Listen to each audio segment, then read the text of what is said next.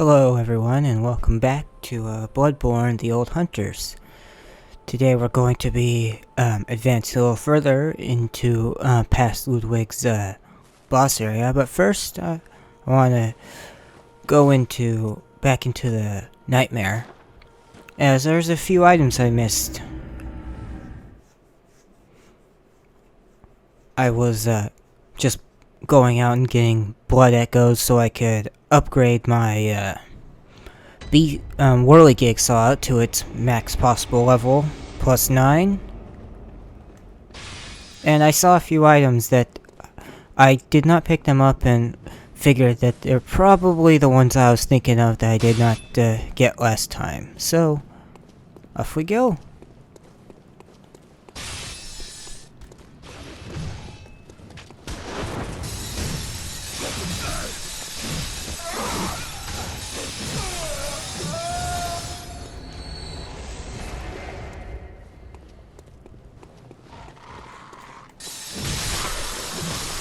Again, this is my other favorite weapon, right next to Ludwig's Holy Blade.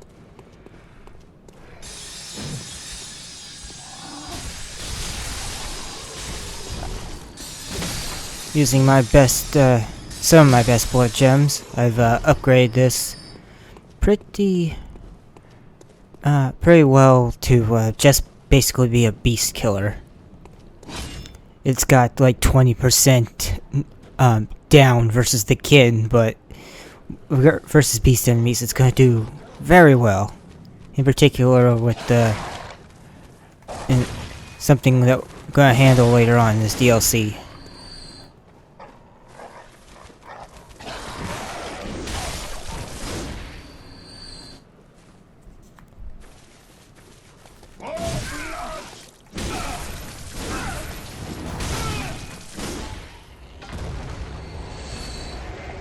First item, Old Hunter Trousers, that completes that set. Not worth stopping to read. Oh, wait. Almost forgot the other item this way.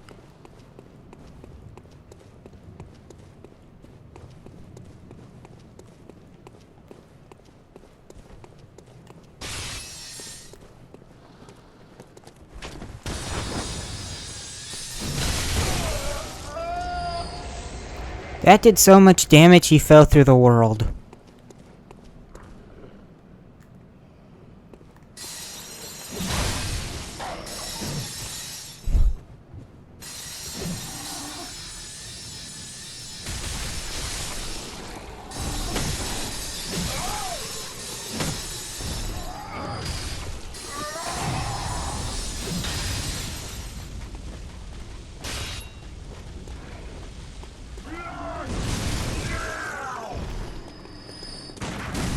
Oh.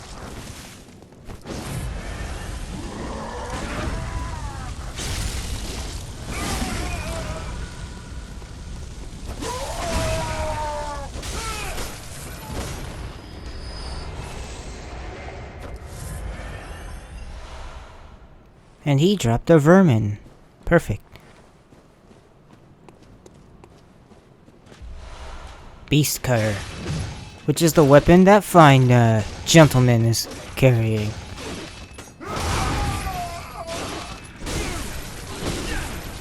Oh. We'll read it as soon as he's dispatched.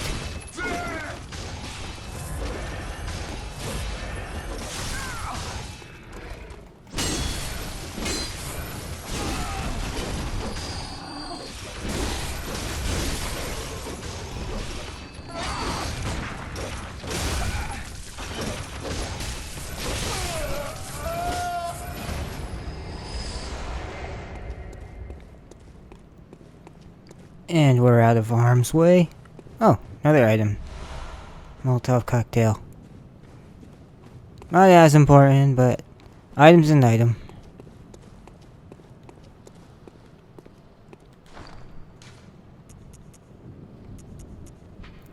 Beast Cutter. A trick weapon wielded by the old hunters. This thick iron cleaver slices through the toughest of beast hides, And when transformed, the blade splits into sections, allowing one to lash it in the fashion of a heavy whip. This crude weapon relies on brute force and is regrettably inelegant, suggesting that the hunts of the earliest hunters made for horrific affairs painted in sanguine blacks and reds. Let's put that on.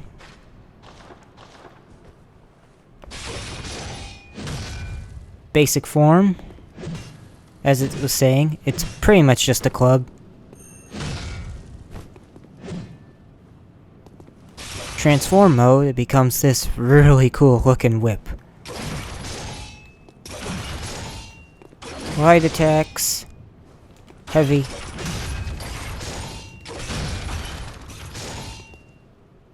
Charge up. Oh, doesn't have a charge up.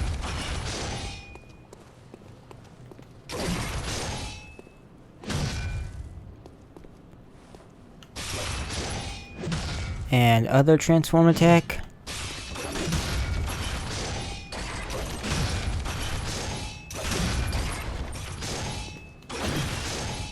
Nice wide sweeps.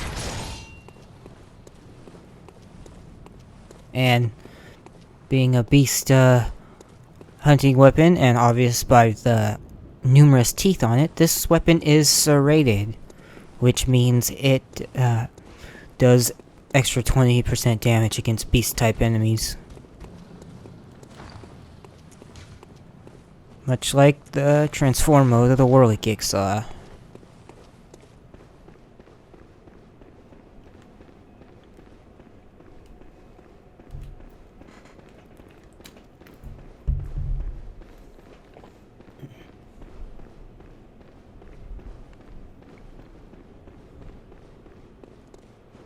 Head for the next couple items.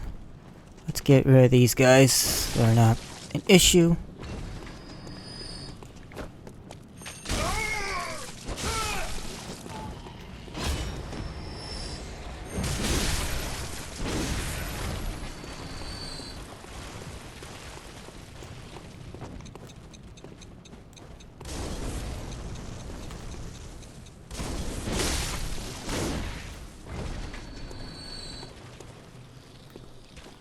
Bloodlickers are definitely going to try to be.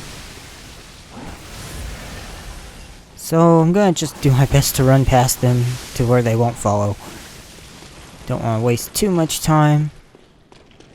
This is also an opportune moment to get a better look at this area. As I noted last time, how it's very, very similar to the sewers of Yharnam. I mean, this practically is Yharnam, only much further in the past and highly warped. I mean, as you'll notice, you'll see these skull-like rocks that were also in Nightmare Mensis.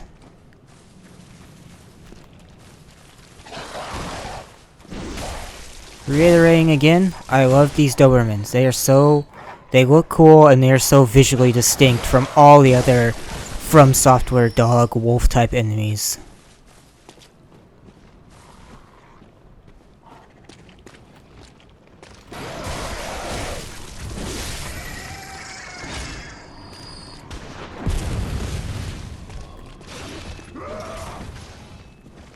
Come and get me.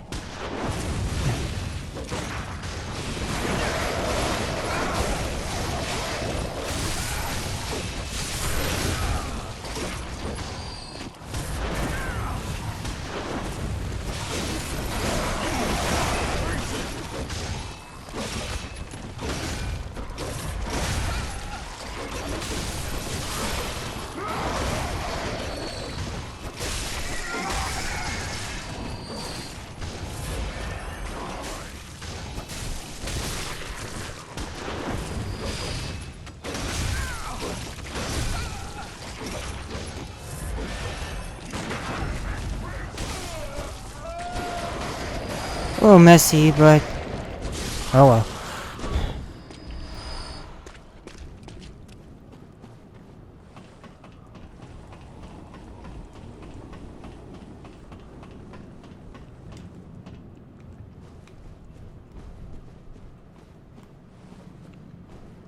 Grab this item over here first. Oh. Provided I land correctly.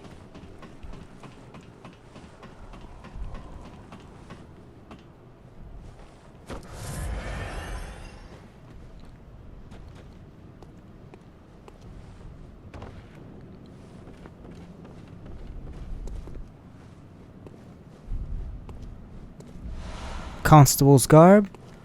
This goes along with the rest of the League set. Yeah, same description.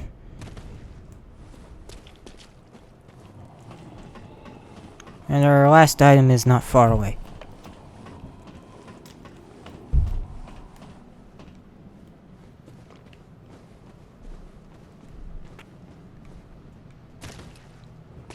We came up here before, but I forgot to actually grab the item.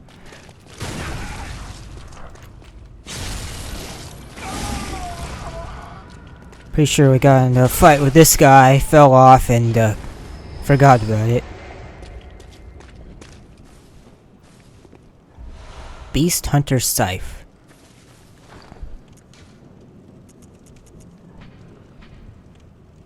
A trick weapon used by the old hunters. A second blade is found inside the curve of the main one. In its initial form, the scythe can be wielded like a long curved sword, but when transformed, its blade is contracted, allowing for quick, repeated stabs. Though this trick weapon allows for adaptive combat, it is later replaced by saws and similar weapons that are more effective at disposing beasts. So this is basically the early prototype saw cleaver. It's got a more of a flourish to its moveset. Treats itself closer to like curved blades such as falchions and the like in the Soul series. It's a little bit heavier, so it moves slower. And unlike the saw cleaver, seems its default state is extended, but its transformed state is unextended. And then it gets a little bit faster. Acts very similar, except you get that really cool sideways slam when you're not with your charge attack. My goodness.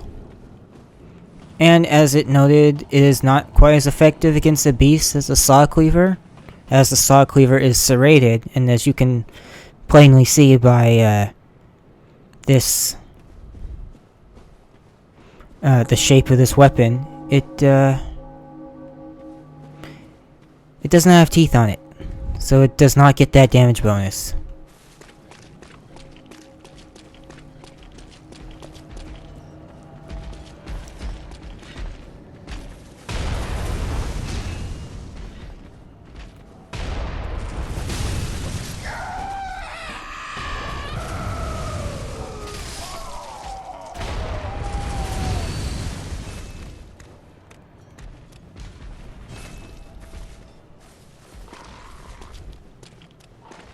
Now we can head back into Ludwig's boss chamber here.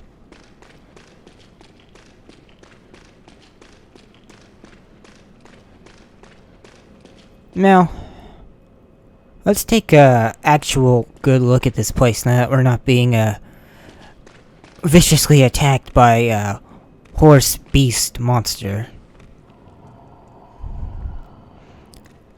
Again, you have these odd cottony sort of flowers around, because we are in a very much eldritch Great One related place this entire nightmare. But this place obviously is filled with blood and innumerable corpses which have floated down in the river, created from all this discharged extra blood. And why exactly is that? It's unfortunately not realized in the full game. But in the concept art, there's a very clear and obvious chute in the ceiling, instead of this black void into nothing. Maybe that was cut for performance reasons, or they just didn't have time to do the assets. As I spoke to before, this this DLC was initially supposed to be 2 separate ones, until it was decided at some point in development to just combine it into one larger one. And I'm sure elements of that were intended had to have been cut during the line, because it's probably 1.5 the size of the original plan per DLC, if what I'm saying makes any sense. But the implication, or rather the direct confirmation with that art piece, is that this is just where they're throwing all their dead bodies from the upper floor, and that'll make sense in a little, not long from now. Shrouded by night, but with steady stride, coloured by blood, but always clear of mind, proud under the church, beasts are a curse, and curse is a shackle. Only ye, the true blades of the church.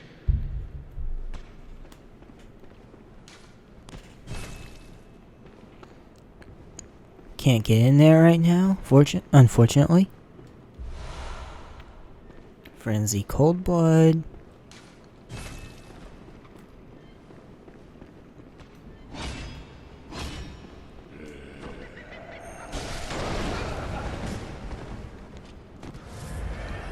Normally, neither of these two is any form of a problem. But, we're in a narrow hallway, and that is a powerful handgun. But if you're good with your parries, you're fine. And just play smart.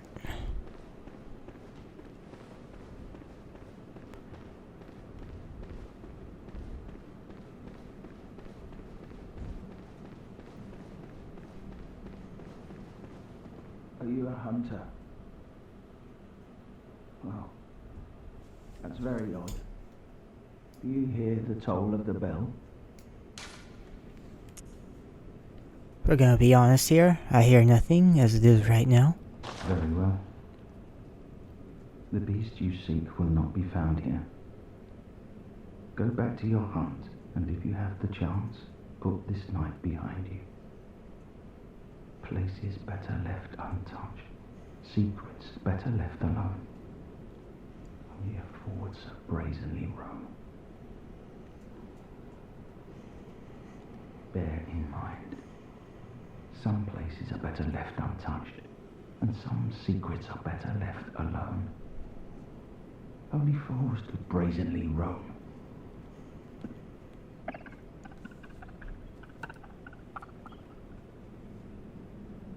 Bear in mind, some. Alright, I'm going to head back and reload that room down there. The corpse pile. Because the Herald Hunter is supposed to appear there. And I don't see him. And I'd really like to get his access dialogue. He's supposed to be around right here.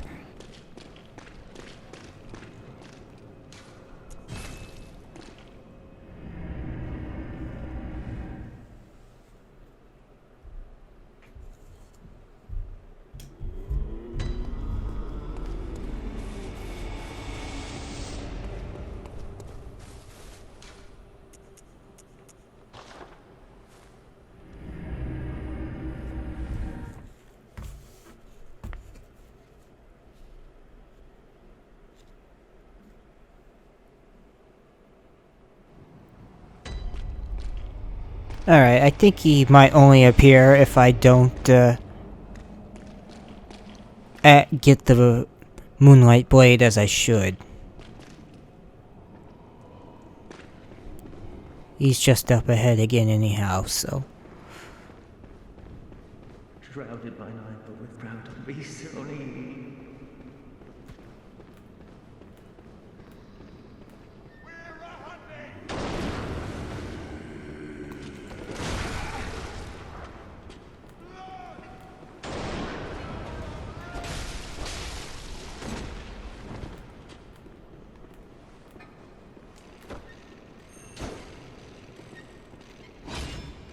Goofy position, but I'll take it.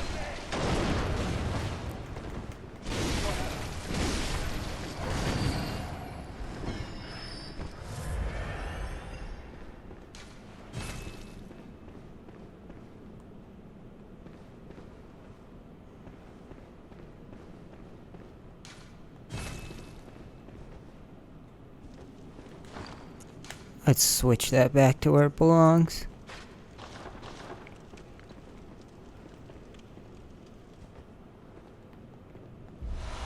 Fist of Gratia.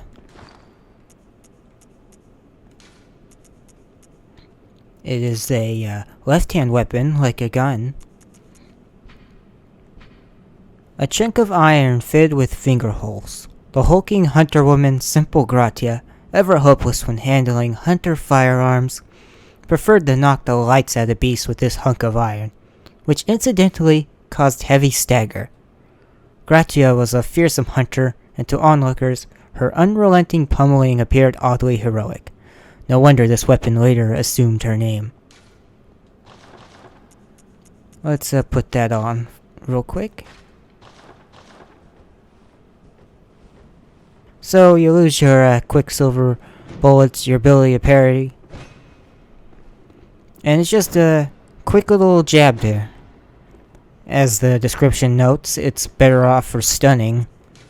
It's kind of, it feels like it's really just built for PvP rather than actual application anywhere in the main game.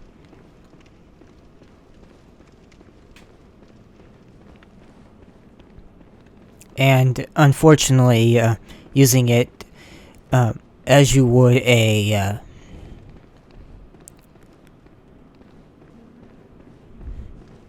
gun does not parry enemies and open them up for visceral attacks.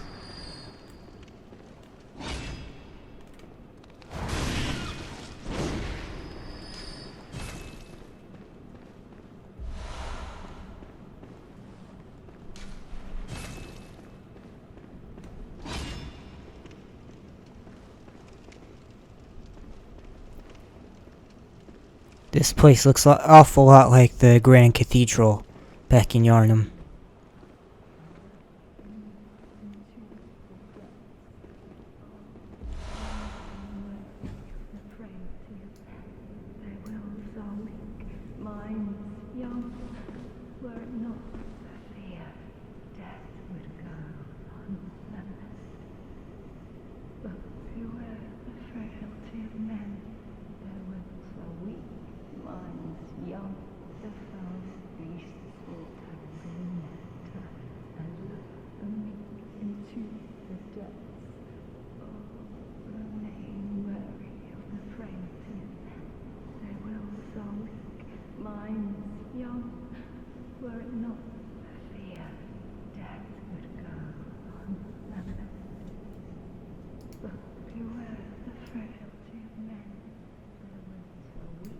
Okay, we got that woman's prayer up there. Really wanted to be sure we could hear it.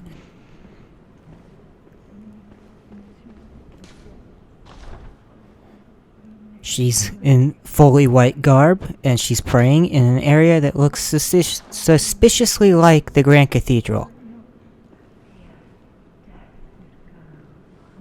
However, she is not alone.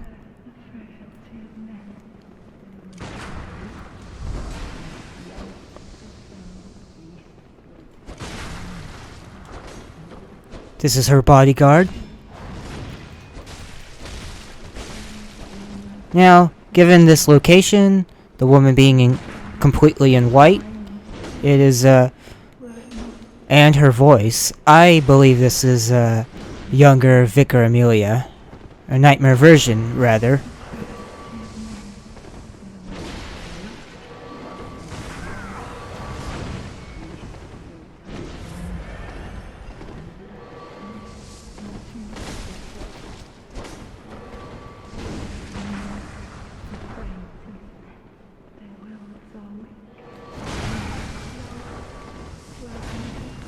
And her bodyguard's no joke, especially with her in the back casting off some spells.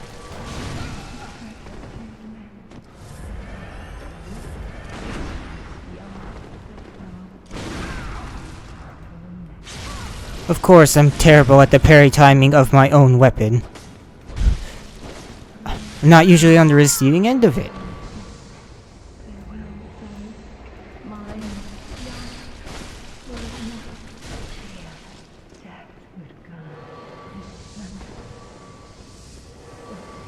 I appreciate that she's still making her little prayer chant while you're in active combat with her.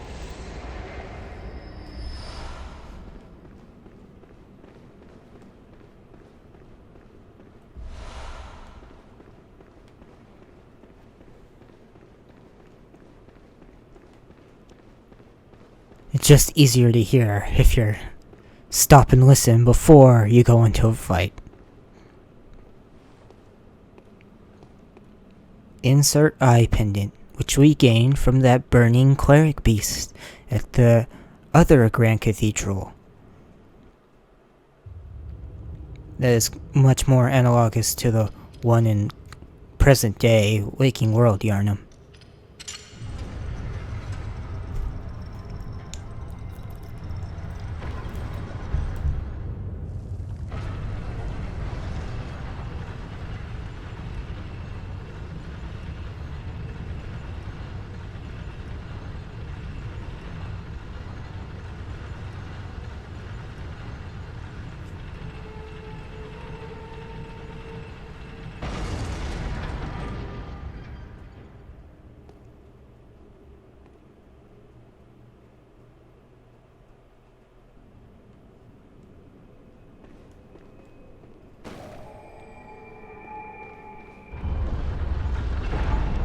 I want to take a moment to take a look at the statue here, or set of statues, as well as the symbolism of what we just did. Now, we took the eye pendant and placed it within the head of this corpse's skull. We gave it eyes on the inside. And, standing above it, are three figures. One, a man holding a book, potentially reading it. Another man in an outfit very much dressed like a Master Willem, with the same large hat that's attached to a blinding visor, much like the choir does as well. And then finally we have another person who is using a bell. And as we have noted before, bells summon things, much like done by the bell-ringing women. So, what they are doing here is seeking the Eldritch Truth. And to do that, you have to do some really screwed up research. Looking through history, summoning that which you can't possibly know, and, of course, operating in some very disturbing ways in order to achieve those results. And beneath it all, the lurking specter of beasthood that is brought on by all of this: Bergenworth, the choir, And then just... yeah. Now, before we go back up, we send the elevator up to see the more familiar altar of the Headless Woman.